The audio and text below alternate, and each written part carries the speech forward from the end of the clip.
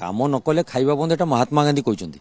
মনোজ আହୁजा କହିବାର ନୂଆ ନୂତନ ତ କିଛି ନାହିଁ, କିନ୍ତୁ ମନୋଜ ଆହୁजा ମହୋଦୟ ଯେଉଁ କଥାକୁ ଉପସ୍ଥାପନ କରିଛନ୍ତି, ଯଦି ସେଥିରେ ତାକୁ କାର୍ଯ୍ୟକ୍ଷମ କରାଇବେ ମୋତେ ଲାଗୁଛି ନିଶ୍ଚିତ ଓଡ଼ିଶା ଉନ୍ନତି ହେବ ବୋଲି ମୋର ବିଶ୍ୱାସ। କାହିଁକି ନା ବାଡ଼ ଆମେ ଘେରିଛନ୍ତି କାହାକୁ? ସରକାରୀ ଦଳର କର୍ମଚାରୀ ଅମଲାତନ୍ତ୍ରୀମାନଙ୍କୁ ବାଡ଼ ବୋଲି ଆମ ସମ୍ବିଧାନରେ କୁହାଯାଏ। ବାଡ଼ ଫସଲକୁ ଜଗିବ। ଫସଲ କ'ଣ? ସରକାର ବିଭିନ୍ନ ଯୋଜନା ତ ବାଟବଣା ହେଉଛି ସରକାରୀ ବାଡ଼ ଦ୍ୱାରା।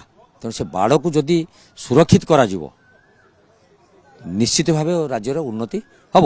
ତେଣୁ ଯେଉଁ କଥା କହିଛନ୍ତି ମନୋଜ ଆହୁଜାଜୀ, ମୁଁ ତାଙ୍କ କଥାରେ ଏକମତ ଅଛି। ଯଦି ପ୍ରକୃତରେ ଆପଣ କାମ ନ କରିବେ, ଆପଣ ଖାଲି ବସି କ'ଣ ରାଜକୋଷର ଦରମା ନେବେ କି? ଆପଣ ଚିନ୍ତା କରିବା ଦରକାର ରାଜକୋଷର ଦରମା ବି ଆମ ଗରିବ ଜନସାଧାରଣଙ୍କ ଦ୍ୱାରା ଆଦାୟ ହେଉଥିବା ଟିକସ ପଇସାରେ ଅନୁଦାନ।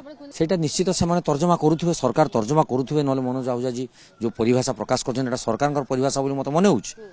এটা কেবল যে তাঁর নিজস্ব মত তা নথিব, সে কিছু গোটে উপলব্ধি করুথিবে যে সরকারি কর্মচারী মানে কোন পাই কাম আজি করুনাহান্তি কাম নিশ্চিত দরকার আছে। নূতন লোক দেবে। লোক আজিকালি কাম করা অভাব না, যে কাম করুনা সে কাইকি বসবে? গাড়ি মাড়ি বসার কিছু কাম নাই, কামর আবশ্যকতা রয়েছে। না না, ମୁଁ ତ ଦେଖୁଛି ଆଇଏଏସ୍ ଅଫିସର ମାନେ କେହି ଯେ ଭୁଲ ତଥ୍ୟ ଦଉଛନ୍ତି ସେଟା ମୁଁ କହୁନାହିଁ। ଯଦି ତାଙ୍କ ଅଥରିଟି ଫିଲ୍ କରୁଛନ୍ତି ଯେ ଯେଉଁମାନେ କାମ ନ କରୁଛନ୍ତି, ଯେଉଁମାନେ ସବୁ ଆଇଏଏସ୍ ଅଫିସରଙ୍କୁ ୟା ଭିତରେ ନିଆଯିବନି, ଯେଉଁମାନେ ଏଥିରୁ ବିଚ୍ୟୁତ ରହୁଛନ୍ତି ତାଙ୍କୁ ସଚେତନ କରିବା ପାଇଁ ସରକାର ଯେଉଁ ପଦକ୍ଷେପ ନେଇଛନ୍ତି ଏଟା ଗ୍ରହଣଯୋଗ୍ୟ ପଦକ୍ଷେପ।